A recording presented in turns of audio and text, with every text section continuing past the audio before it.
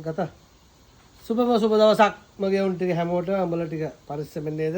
ඔන්න යකඩ හුස්ම ෆුල් බයික් එක කම්ප්ලීට්ම ගලවලා ඔයගොල්ලෝ කිව්වා ප්ලේන් එකට අයියේ ප්ලේන් එකට දාන්න කියලා. ප්ලේන් සෝන් අපේ දරක ටවුන් එකේ අපේ සහෝදරයාගේ ෂොප් එකේ ඉන්නේ. අපේ මින්නාච් සහෝදරයා. මේ දැන් ලාස්ට් පේන් කෝඩ් එක ගහන්න තියෙන්නේ. මේ පිලර් නේ ගහලා තින්නේ. පිලර් නෙවෙයි. හරිද? පිලර් නේ පේන්ට් එක යන්නේ නැහැ. පිලර් නේ ගහලා තින්නේ මේක පේන්ට් සෝන් එකේම ඒගොල්ලෝ මේ ගහන එකක් චැසියර විශේෂයෙන් චැසියර ගහන මේකක් ගහලා තින්නේ.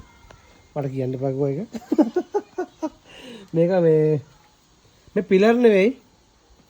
මේගොල්ලෝ ගහලා තින්නේ වෙනම එකක්. ඒක ඉතින් දැනගන්න මේ පේන්ට් සෝන් එකට එන්නම වෙනවා දකටව. හරිද? කැල් ටික ඔක්කොම ගහලා තියෙන ළමයි යකඩ හුස්ම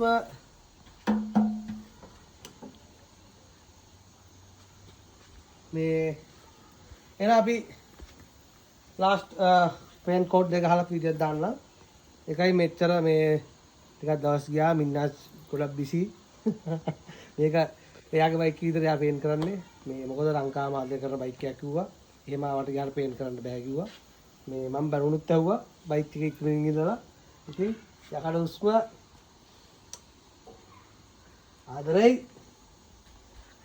ලාස්ට් පේන් කෝඩ් එක ගහලා විදියට දාන්න ආදරේ.